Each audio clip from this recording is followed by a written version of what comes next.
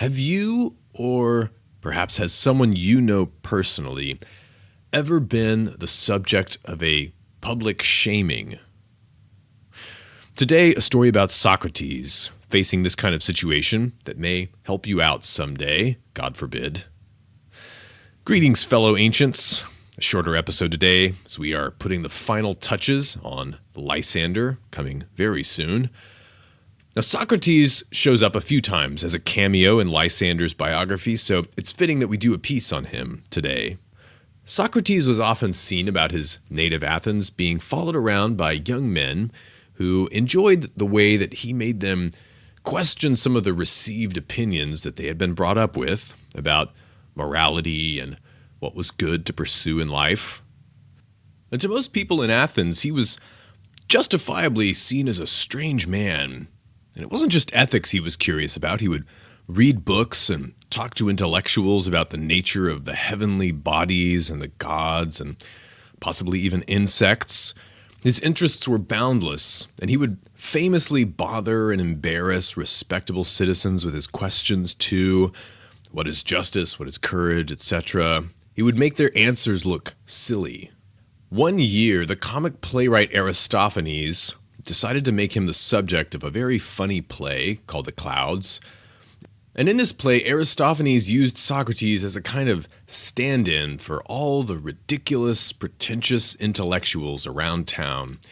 He portrayed Socrates duping students into paying high fees for knowledge that was either useless, like the science of gnat flatulence, or the knowledge that the sun was a hot rock and not a divinity, or downright harmful, such as making false arguments seem true in order to cheat people in court. And this comedy play was unfair, but it was also hilarious. Even later philosophers who admired Socrates appreciated Aristophanes' Clouds precisely for the way that it deflated the charlatan as a character type. And Socrates, though, was in the audience when the play aired. And after the play, someone in the audience asked him, some friend of his, "Socrates, are you not indignant that this man ridiculed you like that?" And Socrates replied, "No, indeed. When they break a jest upon me in the theater, I feel as if I were at a great symposium of friends." In ancient Greece, evening parties, or symposia, were places where friends would often roast each other with wit and affection. Now, if you read The Clouds today, you'd probably think that Aristophanes did quite a bit more than roast a friend.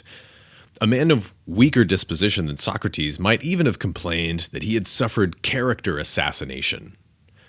But Socrates suggested it somehow reminded him that he was part of the community. Now, Socrates at that time, 423 BC, he had already an impeccable record of good character. The city of Athens was at war with Sparta, and he had already fought with distinction in 2 battles in the war, at Potidaea and at Delium. And for all of his eccentricities, Socrates exemplified the basic virtues that all good people admired, even if they were terrible at actually defining those virtues, as he showed them. He was courageous in battle, exceptionally so. In fact, he was totally unmoved by the fear of death. And he was also restrained and wise and just. And Socrates was able to face a public shaming with the confidence that can only come from having a sound character. His reputation would probably recover, he knew this. But on top of this, if we believe Plato's depiction of him, and that of others like Xenophon, Socrates had already trained his mind not to worry about the opinions of his fellow citizens. And we often see in great people that a healthy disdain for public praise is a foundation of the consistency of character someone usually needs to be truly exceptional, to be a role model for thousands or even millions. But Socrates did recover from the shaming he got in The Clouds. He resolutely continued living his life the way he always had, simply, philosophically, and surrounded by many of the most intelligent and influential men of Athens, both young and old. Plato and his brothers were still there, and Lysias and his brother Polemarchus, before the great trials that Lysander and the oligarchs brought upon their city.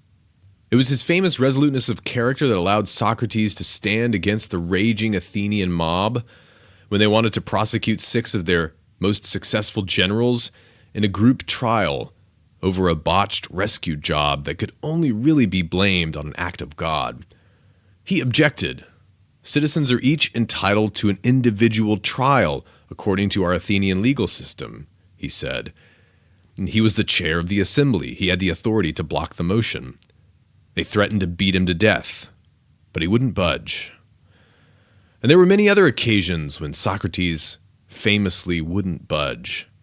Last of all, of course, when he was presented with the opportunity to flee his punishment for allegedly corrupting the youth in 399 BC, when he was sentenced to death, he decided to stay put in Athens.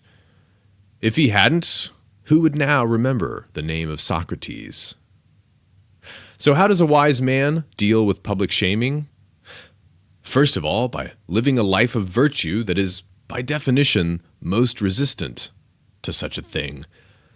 As they say, the best time to start doing that was 10 years ago, but the second best time is today, not tomorrow. And then, by being truly indifferent to the opinions of the crowd. Find the relationships in your life whose only condition is that you continue truly to be the best version of yourself that you can be. Socrates' friends would expect nothing less of him. This is Alex Petkus. Until next time, thanks for listening. Stay strong, stay ancient.